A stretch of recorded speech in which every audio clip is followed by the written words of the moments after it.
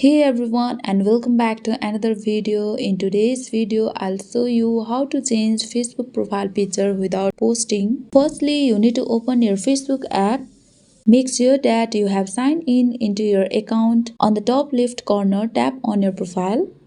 So first let's change our profile picture. Here I am going to tap on photo icon at the bottom left of my profile picture. So here we get the three options. Tap on second one, choose profile picture. After that we can select our profile picture. We can add text, stickers, effects and filters to the picture. Once you finish editing, after that tap on save at the top right corner of the screen.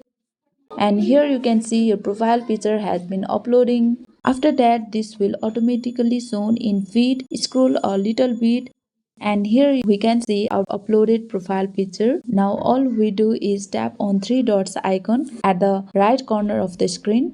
After that you will see different option. Tap on edit privacy.